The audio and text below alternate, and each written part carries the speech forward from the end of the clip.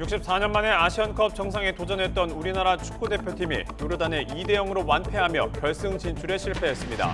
대표팀은 내일 밤 귀국할 예정입니다. 정부가 2025학년도 입시부터 의과대학 입학 정원을 2,000명 늘리기로 한 가운데 정원 확대를 반대해왔던 의사협회는 총파업을 예고했습니다.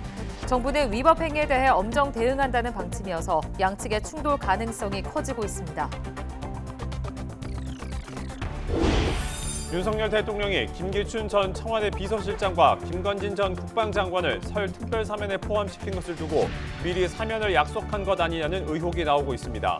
정부는 사전 교감이나 약속은 있을 수 없는 일이라며 부인하고 나섰습니다. 국민의힘이 영남 중진인 서병수, 김태호 의원에게 낙동강 벨트 사수를 위한 험지 출마를 요구했습니다. 더불어민주당도 윤석열 정권 탄생의 원인을 제공한 분들이 책임져야 한다며 사실상 친문 중진들을 겨냥했습니다. 러시아가 유엔 대북 제재에도 북한 동결자금 120억 원을 해제하고 자국은행도 이용할 수 있게 했다고 뉴욕타임스가 보도했습니다. 이런 조치는 북한이 러시아에 무기를 제공한 직후 이뤄진 것으로 확인됐습니다. 설 연휴까지 예년보다 온화한 날씨가 계속되며 심한 추위는 없겠습니다. 하지만 오늘 밤부터 수도권을 중심으로 초미세먼지 농도가 짙어져 당분간은 공기가 탁할 것으로 보입니다. 정부가 2025학년도 입시부터 의과대학 입학 정원을 2,000명 늘리기로 했습니다. 19년 동안 3,000명대로 묶여있던 의대 정원이 확대되면서 10년쯤 뒤에 의사 인력이 10,000명 더 늘어날 것으로 전망됩니다. 김혜은 기자입니다.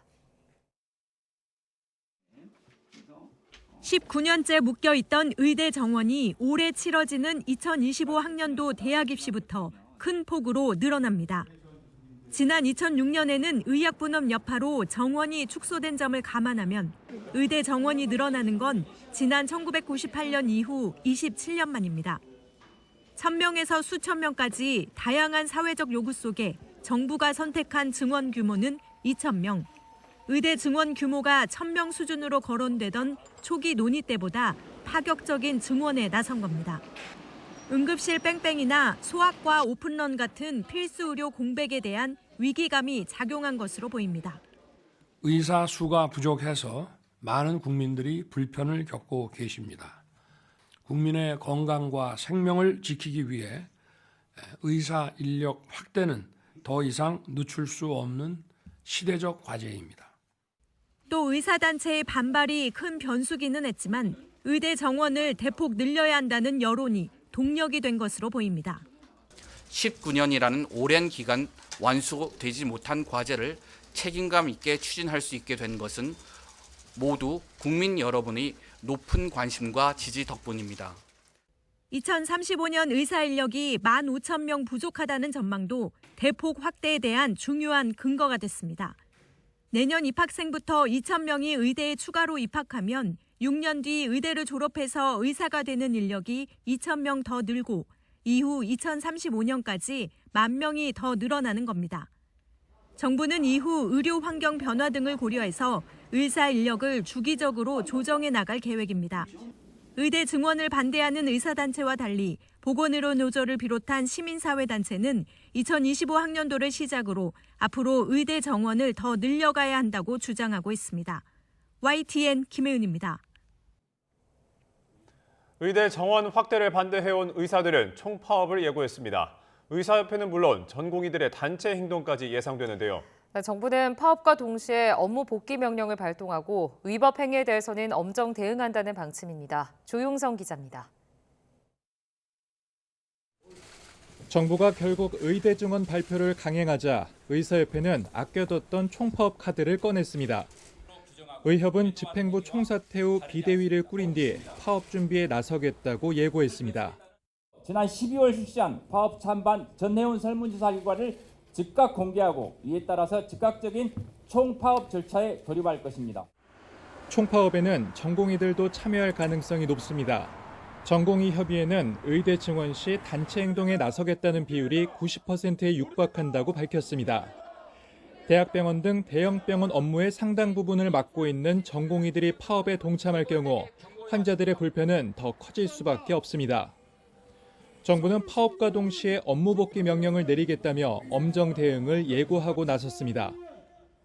의료법에 따르면 의료인이 정당한 사유 없이 환자 진료에 지장을 주거나 초래할 우려가 있을 때 정부가 업무 개시를 강제할 수 있습니다. 업무 복귀에 따르지 않을 경우 법에 따른 대응도 경고했습니다. 만약 하나 불법적인 행동을 하게 되신다면 저희는 법에 부여된 의무에 따라 원칙과 법에 의해서 대응을 하도록 하겠습니다. 의사협회 역시 설 연휴 이후 파업 돌입을 목표로 내부 결속에 나섰습니다. 의사협회가 회원들에 대한 법적 지원을 강조하며 총파업 강행 의지를 밝히면서 정부와의 충돌 가능성이 커지고 있습니다. YTN 조용성입니다. 최근 제3구를 포기해 실형을 확정받은 김기춘 전 대통령 비서실장과 김관진 전 국방부 장관이 특별 사면 명단에 올라 약속 사면 논란이 일자 정부는 사면을 약속하는 경우는 없다고 반박했습니다. 권순정 법무부 검찰국장은 어제 특별 사면 브리핑에서 두 사람이 사면 사실을 미리 알고 형을 확정받아둔 게 아니냐는 기자들의 질의에 이같이 답했습니다. 그러면서 과거에도 형이 확정되고 단기간에 사면이 이뤄진 전례가 있고 사전 교감이나 약속은 있을 수 없다고 재차 강조했습니다. 앞서 김 전 실장과 김 전 장관은 박근혜 정부 시절 문학의 블랙리스트 사건과 이명박 정부 시절 댓글 공작 사건으로 각각 징역 2년을 선고받은 뒤 최근 제3구를 포기해 형을 확정받았습니다. 국민의힘이 부산 경남 지역 5선 서병수 의원과 3선 김태우 의원에게 오는 4월 총선에서 더불어민주당 현역 의원 지역구에 출마할 것을 요청했습니다. 장동혁 사무총장은 어제 국회에서 기자들과 만나 부산 진구갑이 지역구인 서 의원에게 민주당 전재수 의원의 지역구인 부산 북구 강서갑 출마를, 경남 상천, 함양, 거창 합천 지역의 김 의원에겐 민주당 김두관 의원이 버티고 있는 경남 양산을 출마를 부탁했다고 말했습니다. 이어 부산 경남에서 낙동강 벨트를 사수하고 차지하면 총선에 큰 의미가 있다며 두 분이 당을 위해 충분히 헌신해 줄 것으로 생각하고 큰 결단을 기대한다고 덧붙였습니다. 더불어민주당 공천관리위원회가 경선이 확정된 지역구 23곳과 후보 1명을 추천하는 단수공천 지역 13곳 등 모두 36곳에 대한 1차 공천 심사 결과를 발표했습니다. 경선 지역엔 김용호 의원과 문석진 전 구청장이 맞붙는 서울 서대문, 남인순 의원과 박성수 전 구청장이 경쟁하는 서울 송파구 병등이 포함됐습니다. 이 밖에 현역 의원이 있는 인천 2곳, 광주 3곳, 대전 2곳 등이 경선 지역으로 정해졌는데 공관위는 현역 의원은 예외 없이 모두 경선을 치르고 원외 지역구에만 단수 공천을 하겠다고 밝혔습니다. 이명백 공관위원장은 본의 아니게 윤석열 검찰정부 탄생의 원인을 제공한 분들 역시 책임 있는 자세를 보여주고 이번 발표에 포함되지 않은 후보들은 약속한 대로 선당 후사의 정신으로 아름답게 승복해달라고 덧붙였습니다.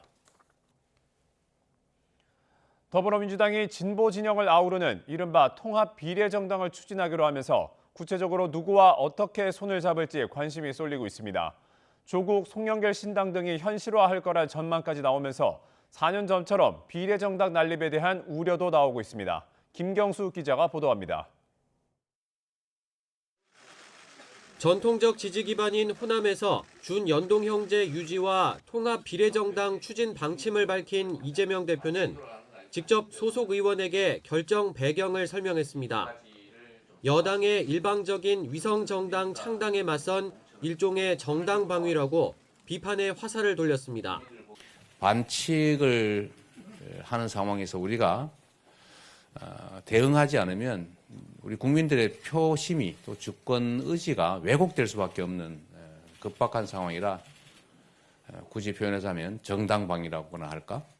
아쉬운 대로 소수 정당의 원내 진출을 돕기 위해 범진보 진영과 연대에 나서게 됐다는 취지인데 소속 의원들은 전원 동의로 힘을 실어줬습니다. 민주당은 곧바로 통합 비례정당 창당을 위한 실무 준비에 착수했습니다. 구체적인 연합 대상과 시기, 방식 등을 논의의 테이블에 올려뒀습니다. 시민사회 쪽과 지금 계속 같이 함께 논의해가면서 함께 할 수 있는 분들이 어디까지인가를 갖고 논의하도록 할 생각입니다. 아직 특정 누가 들어온다, 또 누구를 배제한다 이런 것은 정해진 바 없습니다. 정치권에선 용해인 의원의 기본소득당 등 3개 진보정당이 뭉친 새진보연합이 민주당과 우선 협상에 나설 가능성이 크다고 보고 있습니다. 녹색정의당, 나아가 조국 전 장관과 송영길 전 대표의 신당이 가시권에 들 경우 손잡을 수도 있습니다. 총선 유불리를 더 따져봐야 한다는 신중론 역시 만만치 않지만 일단 모든 가능성은 열어두는 분위기입니다. 더 중요한 것은 국민들의 지지와 또 시민들의 선택이 있을 수 있는 정당들, 저희가 그런 부분들도 함께 고려해서 모든 또 정치 세력과의 연대를 열어놓고 있기 때문에 국민의힘은 위성정당이 생길 수밖에 없는 준연동형을 택한 건 과반 의석 민주당이라며 비판 수위를 끌어올렸습니다. 비례의석을 노리고 35개 정당이 난립해 투표용지가 48cm를 넘었던 4년 전 총선 때 상황이 반복될 수 있다는 점을 지적했습니다. 이번에 투표용지는 과연 몇 cm나 길어질지, 지난 총선의 쌍둥이 버스에 이어 또 어떤 황당한 꼼수가 행해질지 누구도 예측하기 어렵습니다. 범진보 진영 연합으로 지역구에서 야권표 분열을 최소화하겠다는 게 이재명 대표의 보관입니다. 하지만 비례대표 순번과 지역구 후보 조정 등 첨예한 각 정당의 이해관계를 어떻게 조율할지도 넘어야 할 산입니다. YTN 김경수입니다. 준연동형 비례대표제를 반대하며 여론전을 펴는 국민의힘은 내부적으론 위성정당 창단 준비에 속도를 내고 있습니다. 4년 전처럼 공천에서 탈락한 현역 의원 등을 위성정당에 꿔주는 방안을 검토하고 있는데 셈법이 복잡해진 제3지대도 빅텐트론에 다시 시동을 거는 모습입니다. 나혜인 기자입니다. 국민의힘은 유권자가 이해하기 어려운 준연동형 선거제를 왜 유지해야 하느냐고 거듭 따져 물었습니다. 민주당이 4년 전처럼 운동권 위성정당과 손잡고 의회 독주를 이어가겠다는 거라고 맹비난했습니다. 연동형 산식 아시는 분 계세요? 복잡해서 전문가들끼리만 알 수 있는 구조, 그리고 그게 왜 나은지도 설명할 수 없는 그런 선거제도를 왜 해야 합니까? 하지만 과반 의석 민주당의 방침을 뒤집기는 현실적으로 어려운 만큼 내부에선 위성정당 창당을 위한 실무 준비 작업이 한창입니다. 이미 국민의 미래라는 유사 당명으로 창당 발기인 대회까지 끝내는 등 속도는 오히려 민주당보다 빠릅니다. 설 명절 이후 공천평가가 마무리되면 탈락하거나 불출마를 선언한 현역 의원들을 탈당시켜 위성정당으로 보내는 촌극이 재현될 거란 관측이 벌써 나옵니다. 난립할 비례정당 사이에서 눈에 띄는 기호를 받으려면 적어도 원내 3당인 녹색정의당 의석보다 많은 7석 이상을 확보해야 하기 때문입니다. 대통령 중심제 하에서 양당 제가 기본적인 우리 정치의 골격입니다. 계산기 두드려가면서 뭐 이렇게 자꾸 꼼수를 부리려고 하니까 자꾸 이게 무리가 생깁니다. 주판화를 두드리는 제3지대 세력들의 손길은 더 급해졌습니다. 소수정당에 비교적 유리한 준연동형제가 유지돼도 거대 양당이 위성정당을 내면 효과가 반감되는 만큼 일단 뭉쳐서 몸집을 불려야 한다는 공감대가 쌓이고 있습니다. 이낙연 전 대표가 이끄는 새로운 미래와의 공동창당을 거부한 이원욱, 조응천 의원이 제3지대 통합공천관리위원회 구성을 제안한 것도 같은 맥락입니다. 통합공관위는 대통합의 합의 직후 구성한다. 개혁신당 2인, 새로운 미래 2인, 새로운 선택 1인, 원칙과 상식 1인을 추천하여 구성한다. 제3지대 모든 세력의 지역구와 비례대표 후보를 함께 심사하자는 건데 이준석 개혁신당 대표는 즉각 찬성한다고 호응했습니다. 개혁신당 차원에서 원래 준비하고 있던 또는 생각하고 있던 공천 방향성이나 이런 것과 아주 비슷하기 때문에 통합 공관위 형태로 진행된다 하더라도 큰 문제는 없을 것으로 생각됩니다. 예. 새로운 미래와 금태섭 전 의원이 이끄는 새로운 선택 역시 일단 긍정적으로 논의에 참여하겠다는 뜻을 밝혔습니다. 지지부진했던 제3지대 통합 논의가 선거제에 가닥이 잡히자 다시 불붙는 모습입니다. 여당과 마찬가지로 거대 양당의 공천 국면이 마무리되면 탈락자 이삭 줍기에도 경쟁적으로 뛰어들 것으로 보입니다. YTN 나힌입니다.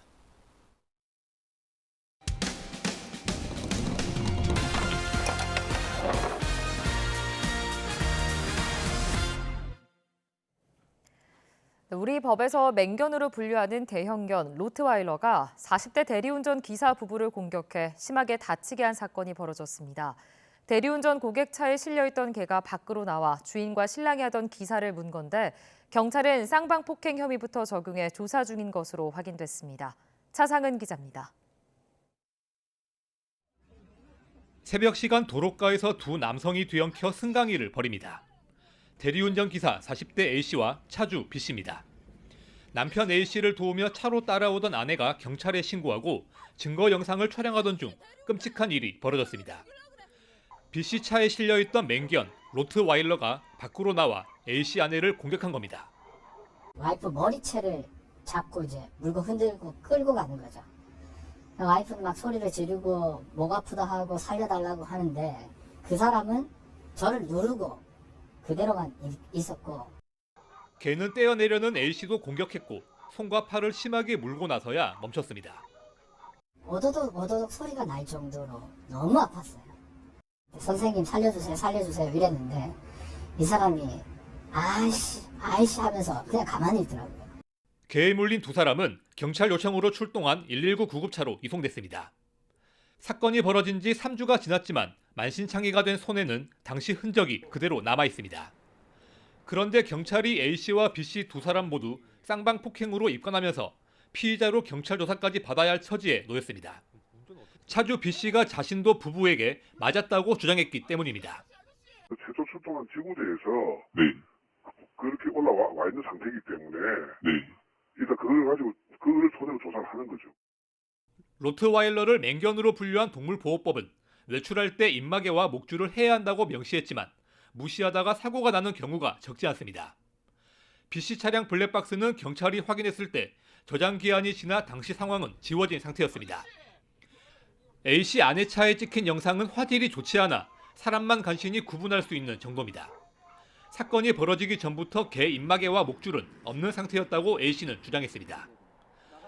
경찰은 맹견이 차량 안에 있을 때도 입마개를 해야 하는지는 법리 검토가 필요하다며 추가 조사 후 동물보호법 적용 여부를 결정할 계획이라고 설명했습니다. YTN 차상입니다. 건조한 겨울에는 습도 조절과 감기 예방을 위해 가습기를 많이 사용하는데요. 가습기 살균제 사태 이후 물을 끓여 수증기를 배출하는 가열식 가습기가 늘면서 화상 사고가 증가하고 있습니다. 김선희 기자가 보도합니다. 겨울철 습도 조절을 위해 많이 사용하는 가습기. 가습기 살균제 사태 이후 물을 끓여 수증기를 배출하는 가열식 가습기 사용이 늘고 있습니다. 살균 효과가 있는 데다 따뜻한 온도가 가능해 아기가 있는 가정에서 많이 사용합니다. 그런데 가습기 작동 중에 아이가 밀거나 잡아당겨 화상 사고가 자주 일어나는 것으로 나타났습니다. 가열식 가습기는 밥솥형과 덮개형 두 종류인데 특히 밥솥형 가습기가 문제입니다. 내솥 전체를 가열하는 밥솥형 제품은 유출되는 물의 온도가 97도에서 100도씨로 매우 높아 영유아의 피부에 닿을 경우 심각한 화상을 입을 우려가 있습니다. 한국소비자원이 가열식 가습기 21개 제품을 조사했더니 엎어졌을 때 모두 물이 쏟아져 사고 우려가 큰 것으로 조사됐습니다. 물이 100도씨 가까이 펄펄 끓는 수준인데 주의 표시가 제대로 안 된 제품도 있었습니다. 최근 4년간 접수된 가열식 가습기 사고는 모두 164건. 지난해는 1년 전보다 2배 이상 급증했습니다. 화상 사고가 92건으로 절반 이상이었고 피해자는 영유아가 77%로 대부분을 차지했습니다. 영유아들이 밀거나 가습기를 당겨서 엎어져서 뜨거운 물로 인한 화상을 입는 경우도 있지만 분출구에서 나오는 수증기가 신기해서 손을 가져다 대면서 손가락 부분에 화상을 입는 경우도 있거든요. 소비자원은 가열식 가습기는 영유아의 손에 닿지 않는 곳에 놓고 콘센트선을 잡아당기지 않도록 각별히 주의할 것을 당부했습니다. YTN 김선입니다. 저렴한 한우를 지정 배송일에 배송해준다고 광고하며 대대적으로 판매한 한우 판매업체에서 배송 지연 피해가 속출하고 있습니다. 심지어 배송이 언제쯤 이뤄지는지 응대조차 제대로 이뤄지지 않아 구매자들은 사기를 당한 것은 아닐지 마음만 졸이고 있습니다. 윤성훈 기자의 보도입니다. 설맞이 특가 상품을 내세운 한우 판매업체 사이트입니다. 저렴한 가격과 함께 설날 사전 예약을 하면 지정일에 배송해준다는 내용을 전면에 내걸었습니다. 자사 홈페이지뿐 아니라 대형 온라인 플랫폼 등에서도 판매가 활발히 이뤄지고 있는 상황. 사람들은 별다른 의심 없이 주문 버튼을 누르고 결제에 나섰습니다. 그러나 물건을 주문한 사람들은 배송기한이 훌쩍 넘도록 물건을 받지 못하고 있다며 분통을 터뜨립니다. 심지어 보름 넘게 형방 끓이는 소비자도 있습니다. 설 명절 가족들과 먹으려고 주문한 한우가 연휴 전까지 도착할지도 불투명합니다. 너무 바빠서 그렇다고 해서 양보를 해서 생각을 해도 어떻게 늦어진다는 메시지 하나를 못 보내는지, 설날에 가족들 모여서 지금 대접하려고 그랬는데 지금 빵꾸 나게 생겨가지고 지금 어떻게 해야 될지 모르겠어요. 실제 해당 업체 홈페이지와 SNS 등에선 배송 지연에 대한 불만 글이 쇄도하고 있습니다. 더 큰 문제는 전화, 카톡 등을 통한 응대조차 전혀 이뤄지지 않아 사기인 게 의심될 지경이라는 게 피해자들의 이야기입니다. 해당 업체 대표로 전화를 걸자 통화 중이라는 안내만 나올 뿐 연락이 닿지 않습니다. 통화 중입니다. 경기 안산에 위치한 해당 업체 측은 취재진과 만나 주문 물량이 많아 발생한 문제라며 연휴 전까지 배송을 마치겠다는 입장을 내놨습니다. 특히 고객 응대가 원활하게 이루어지지 않은 부분에 대해서도 사과하며 신경 쓰겠다고 밝혔습니다. 해당 업체가 이번 설 명절을 앞두고 주문받은 물량만 15만 건. 기다리는 것 외에 손쓸 방법 없는 구매자들은 업체가 약속을 지키기만을 바라며 마음 졸이고 있습니다. YTN 윤성훈입니다. 러시아가 유엔 대북 제재에도 북한 동결자금 120억 원을 해체했다고 미 뉴욕타임스가 보도했습니다. 북한이 자국은행을 이용할 수 있게도 했는데 이런 조치는 북한이 러시아에 무기를 제공한 직후 이뤄졌습니다. 보도에 이종수 기자입니다. 러시아 은행 계좌가 북한 무기 거래에 단서를 제공할 수 있다는 현지 시간 6일자 뉴욕타임스 보도입니다. 북한 유령 회사가 최근 친러시아 자치공화국 라모세티아에 있는 러시아 은행에 계좌를 개설했다는 겁니다. 러시아가 제재로 국제금융망에서 퇴출당한 북한의 복귀를 도운 셈입니다. 러시아는 자국 금융기관에 묶여있던 북한 자금 3천만 달러 가운데 900만 달러, 약 120억 원 인출도 허용한 것으로 전했습니다. 북한은 인출한 돈으로 원유를 살 것으로 알려졌습니다. 이러한 조치는 북한이 우크라이나전을 치르는 러시아에 무기를 이전한 뒤에 나왔습니다. 미국은 북한이 러시아에 탄약 최대 250만 발가량을 지원한 것으로 파악하고 있습니다. We condemn the DPRK for providing Russia with this military equipment, which will be used to attack Ukrainian cities, kill Ukrainian civilians, and further Russia's illegitimate war. 군사 전문가들은 북한이 무기 제공 대가로 금융 제재에서 숨통이 트이는 것뿐 아니라 러시아 첨단 군사 기술 이전까지 받을 것으로 예상하고 있습니다. It is concerning, deeply. It is symbiotic, providing sanctions evading materials and high-end, potentially high-end technology to North Korea.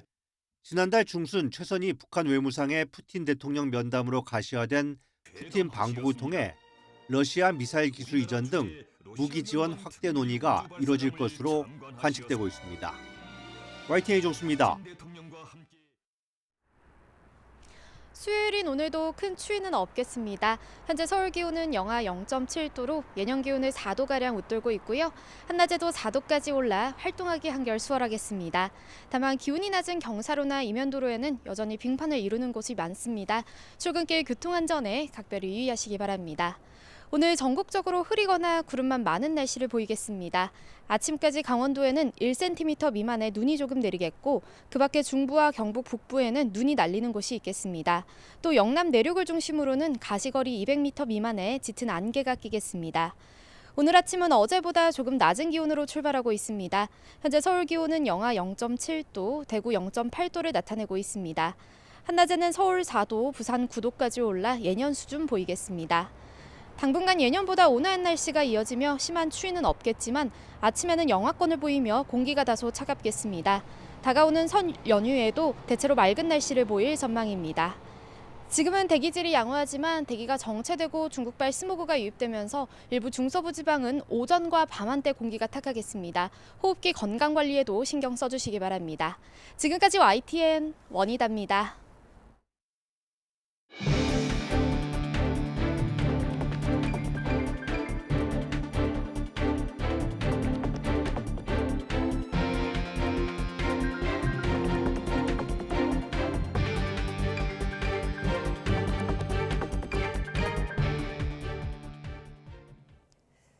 윤석열 대통령이 KBS와 진행한 신년 대담이 오늘 밤 10시에 방송됩니다.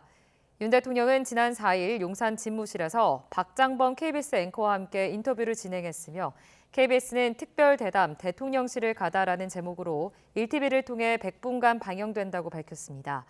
윤 대통령은 정치와 경제, 외교, 안보 등 다양한 분야에 걸쳐 집권 3년차 국정운영 방향을 밝힐 예정이며 김건희 여사의 명품 가방 수수 논란에 대해서도 해명한 것으로 전해졌습니다.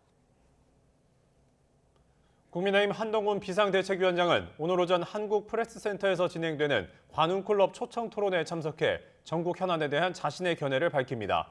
특히 이 자리에서는 더불어민주당이 추진하기로 한 준연동형 비례대표제 유지와 범야권 준위성정당 창당 방침에 대한 비판과 함께 당 차원의 대응 전략 등이 공개될 것으로 보입니다. 또 여당이 강조하고 있는 정치개혁을 포함한 총선 공약과 이른바 김건희 여사 리스크와 관련한 당의 입장 등을 언급할 가능성도 있습니다.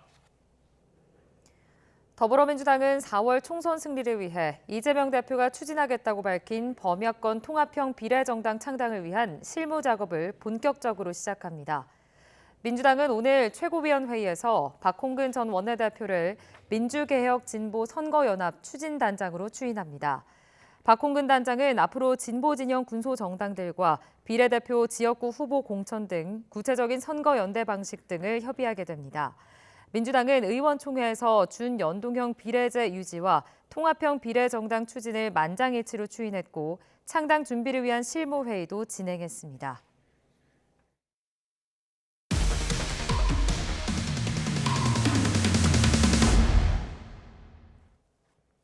지난달 청량리 4구역 재개발 비리를 수사하는 경찰이 동대문구청 압수수색을 벌였습니다. 그런데 YTN 취재 결과 미공개 정보를 이용해 부동산 투기를 했다는 의혹을 받는 현직 과장급 공무원이 가장 명의로 된 차명 의심 부동산을 보유한 사실이 추가로 확인됐습니다. 권준수 기자가 보도합니다. 지난달 동대문구청 압수수색은 주택가와 경제진흥과 등 재개발 관련 부서에서 이뤄졌습니다. 직간접적으로 재개발 업무를 맡은 전현직 공무원의 부동산 투기 의혹을 수사하기 위해서입니다. 이 가운데 현직 공무원인 최모 과장이 동대문구 안에 있는 또 다른 재개발 지역 2곳에도 차명 의심 부동산을 소유하고 있는 것으로 확인됐습니다. 최 과장은 앞서 65층 주상복합단지가 들어선 청량리 4구역에 모친 이름으로 무허가 건물을 사놓고 분양권을 받았는데 재작년 공공재개발 허가가 난 전흥동 일대에는 동생 명의로 상가 건물을 갖고 있습니다. 재진이 많이 하다가 요즘에 와서 본격적으로 하는 거죠. 상가 건물을 갖고 있다는 건 거의 또 한 2배 정도 떴다고 봐야겠네요. 상가 2배 정도 있는데 상가 2배? 워낙 싸게 한 거니까. 재개발 초기 단계에 들어간 청량리역 인근 용두동에도 가족 명의로 부동산을 사놓은 것으로 확인됐습니다. 이해충돌방지법에 따르면 부동산 개발을 맡은 공직자는 본인뿐만 아니라 배우자 그리고 생계를 같이 하는 직계가족이 관련 부동산을 매수할 때 신고를 해야 합니다. 만일 같이 살지 않는 직계가족 명의로 부동산을 샀다면 사실상 규제를 피해갔을 가능성도 보입니다. 최 과장의 차명 부동산 의혹은 동대문구의 다른 재개발 지역에도 퍼져 있을 정도입니다. 동대문구청 과장급 되는 사람이 희흥동하고 전동동에 부동산을 사놨다는 얘기를 그렇습니다. 그리고 그분은 재개발 쪽에 많이 다니면서 경찰은 최 과장 등 전현직 공무원이 재개발 관련 부서에서 일하면서 알게 된 미공개 정보를 이용해 부동산을 매입했는지 들여다보고 있습니다. 이를 위해 압수수색으로 확보한 휴대전화 등을 대상으로 포렌식 수사를 벌이고 있습니다. 이와 관련해 구청 최 과장은 오래전에 가족들이 사놓은 부동산이라며 재개발 사업과 관련된 내부 정보를 이용한 적은 없다고 해명했습니다. 공무원들의 차명 부동산 투자 의혹으로 잡음이 커지자 동대문구청은 이해충돌 방지 서약서 작성 등 유착관계를 막을 방안을 검토하겠다는 입장입니다. YTN 권준수입니다. 일부 경기도 자치단체가 민간과 함께 추진한 부동산 개발 사업에서 각종 특혜 등의 비리가 있었던 것으로 감사원 감사에서 드러났습니다. 사업 계획서를 허위로 내서 신생업체가 대표를 맡아 수백억의 성과금을 챙기고 직원도 실적도 없는 회사가 노른자 땅을 분양받아 차익을 남겼습니다. 이승배 기자입니다. 1조 8천억 원 규모의 김포 한강 시내폴리스 개발 사업. 산업단지 조성을 위한 민간 참여자로 은행과 증권, 건설사 등 6개 업체가 합작한 회사가 뽑혔습니다. 애초 사업계획서엔 우량 회사가 대표를 맡을 거라고 적었지만 실제로는 석 달 전에 만든 신생회사가 사업을 이끌었습니다. 이 업체는 이후 성과금 지급 조건을 바꿔 209억 원을 챙겼고 분양 대행과 관리 용역 등 계약을 자신과 관련한 회사들과 맺었습니다. 이를 도운 은행과 증권사 직원은 업체 대표와 해외여행을 가서 공짜 골프 등을 접대받았습니다. 의왕 테크노파크 산업단지 조성 사업에선 공모 요건에 미달하는 민간 사업자를 우선 협상 대상자로 선정했습니다. 은행을 출자자로 내세웠는데 필수 조건인 공공기관 확약도 없이 투자 의향서만 냈는데도 점수를 준 것으로 드러났습니다. 이후 직원도 실적도 없는 다른 회사를 만들어 가장 큰 부지인 물류시설 땅을 수의계약으로 받아 외국 법인에 매각해 차익을 챙긴 것으로 확인됐습니다. 감사원이 최근 5년 동안 서울과 경기도에서 자치단체가 민간업자와 함께 추진한 13개 개발 사업을 점검한 결과 이런 내용이 확인됐습니다. 김포와 의왕, 동두천, 평택, 의정부, 구리 등 6개 자치단체가 적발됐습니다. 감사원은 범죄 혐의가 있는 전현직 공직자와 민간 사업자 등 10명에 대해선 지난해 검찰에 수사를 요청했습니다. 또 부당하게 업무를 처리한 관련자 15명에 대해 소속 기관의 징계와 주의를 요구했습니다.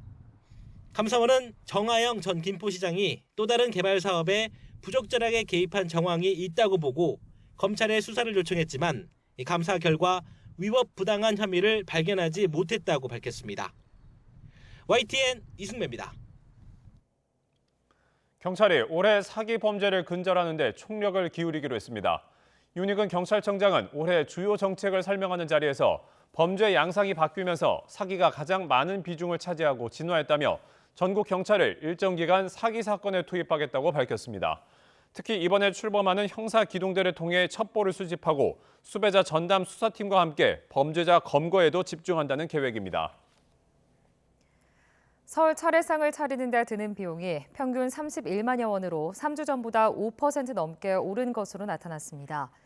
한국소비자단체협의회가 지난 1일부터 이틀 동안 서울 시내 시장과 유통업체 180여 곳에 서울 제수용품 25개 품목 가격을 조사한 결과 4인 기준 평균 31만 6천 원이 드는 것으로 조사됐습니다. 이는 1차 조사 때인 3주 전보다 5.1% 오른 것으로 지난해 같은 기간 29만 1천 원과 비교하면 8.6% 올랐습니다. 국제신용평가사 무디스는 현대자동차와 기아, 현대모비스의 신용등급을 기존 Baa1에서 A3로 올리고 등급 전망은 안정적으로 제시했습니다. 이들 회사가 무디스로부터 A등급을 획득한 것은 이번이 처음입니다. A3 등급은 무디스 신용평가 21개 등급 가운데 7번째로 높은 것으로 신용 상태가 양호해 신용 위험이 낮다는 것을 의미합니다. 무디스 측은 이번 신용 등급 상향 조정은 현대차와 기아의 제품 경쟁력 강화와 우수한 수익성, 재무 건전성 개선 등을 반영한 결과라고 설명했습니다. 아시안컵 축구 일정을 모두 마친 우리 축구대표팀이 내일 밤 귀국할 예정입니다. 클린스만 감독을 비롯해 국내파 위주의 본진과 축구협회 관계자 등은 현지 시간 내일 새벽 카타르 도하를 떠나 밤 9시 15분 인천공항을 통해 입국할 계획입니다. 손흥민과 이강인, 김민재 등 유럽파 선수들은 곧바로 소속팀으로 복귀해 리그 경기를 준비합니다.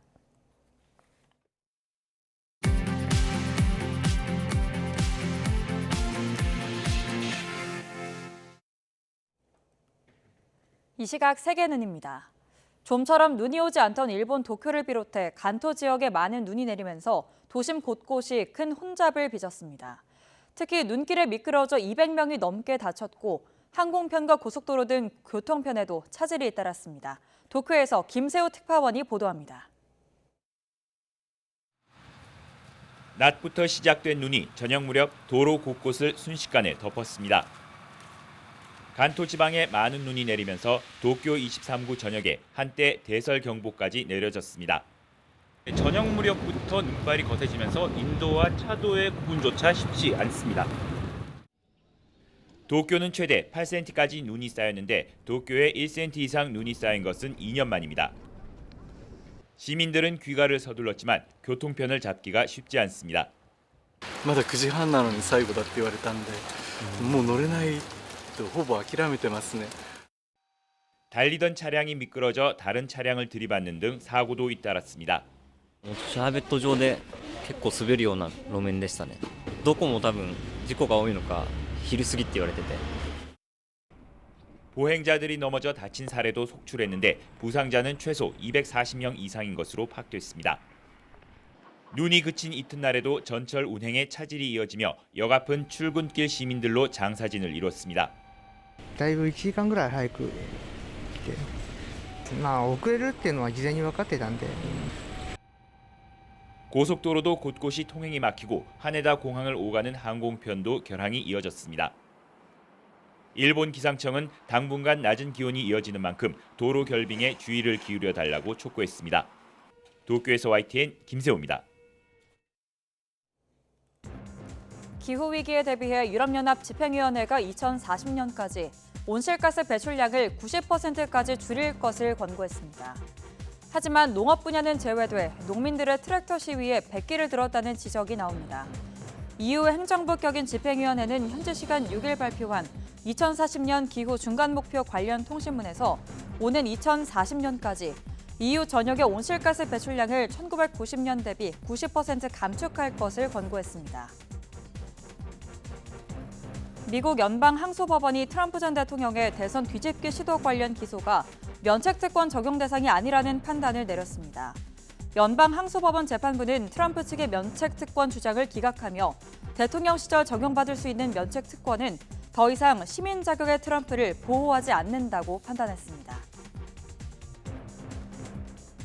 팔레스타인 무장정파 하마스가 아직 석방하지 않은 이스라엘 인질 가운데 최소 5분의 1 이상은 사망한 걸로 파악됐습니다. 뉴욕타임스는 현지 시간 6일 하마스에 납치된 이스라엘 주민의 현황에 대한 이스라엘군 정보기관의 보고서를 확인해 이같이 보도했습니다. 이 보고서에 따르면 군 정보기관은 아직 풀려나지 않은 136명의 인질 가운데 최소 32명이 사망한 걸로 결론지었습니다. 하마스가 이스라엘과의 휴전 인질 협상에 긍정적인 반응을 보였다고 카타르 총리가 밝혔습니다. 무함마드 빈 압둘라흐만 알사리 총리는 현지 시간 6일 도하에서 토니 블링컨 미 국무장관과 회동 후 공동 기자회견을 갖고 인질에 관한 합의의 일반적인 틀에 대해 하마스로부터 답변을 받았다며 이같이 밝혔습니다. 소말리아 수도 모가디슈의 한 노천시장에서 잇따른 폭발로 최소 10명이 숨지고 20명 넘게 다쳤다고 로이터 통신이 현지 주민을 인용해 보도했습니다. 로이터에 따르면 모가디슈의 가장 큰 시장인 바카라의 상인 하산 알리는 시장의 중심부 4곳에서 폭발이 발생했다고 말했습니다. 지금까지 이 시각 세계는이었습니다.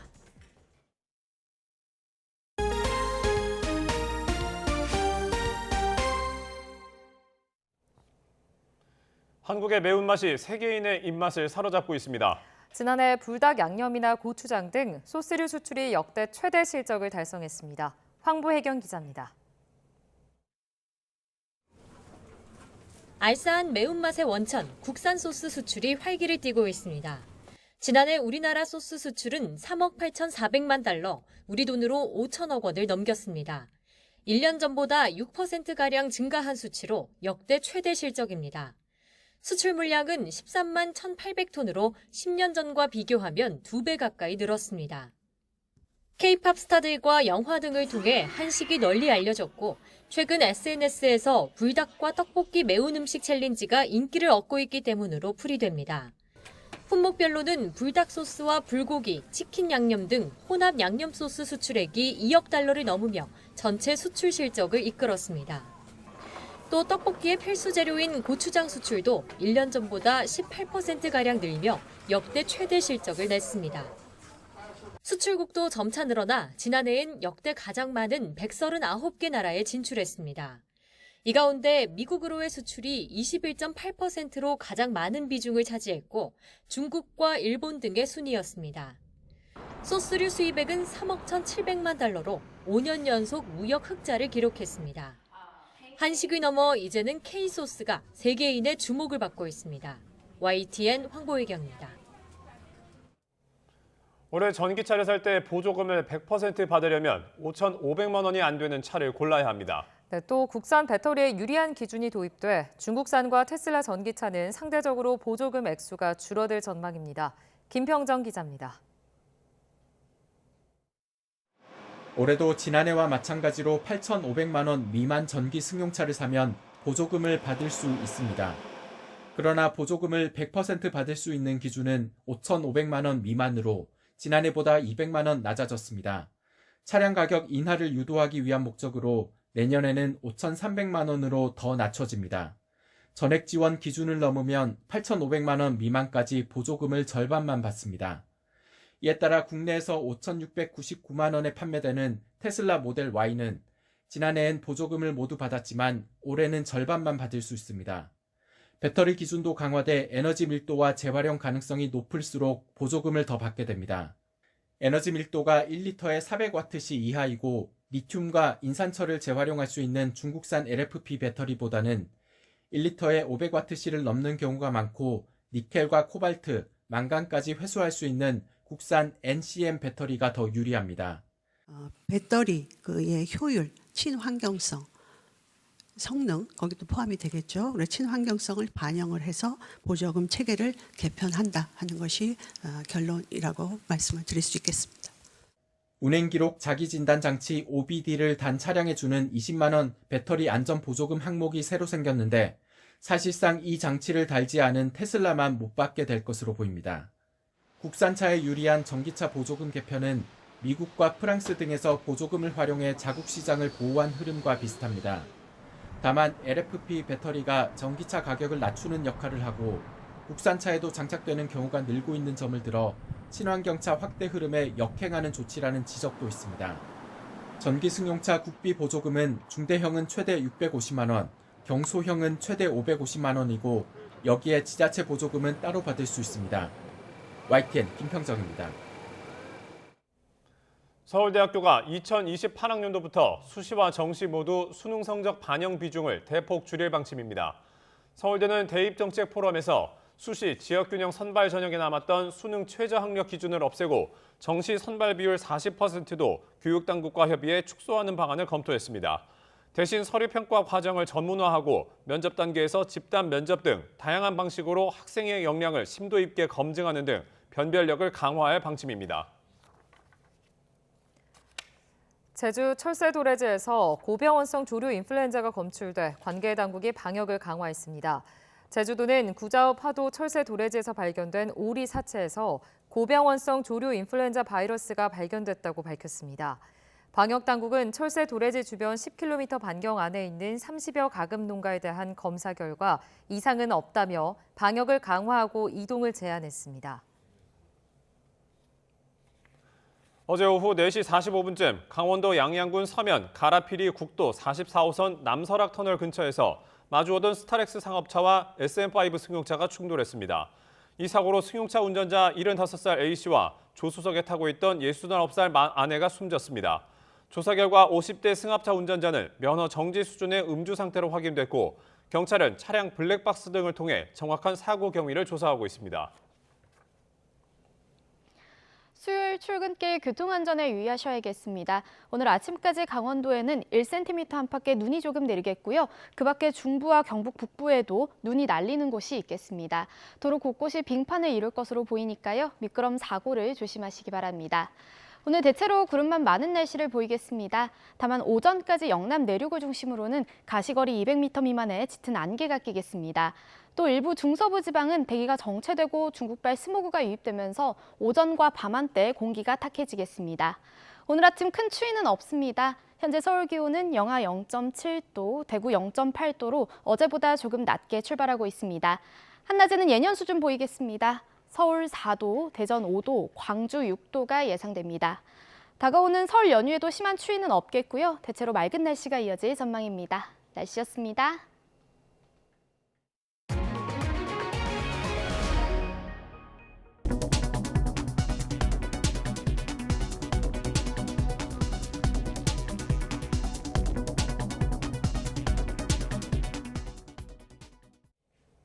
굿모닝 YTN 2부 마칩니다. 잠시 후 6시 50분 3부에서 뵙겠습니다.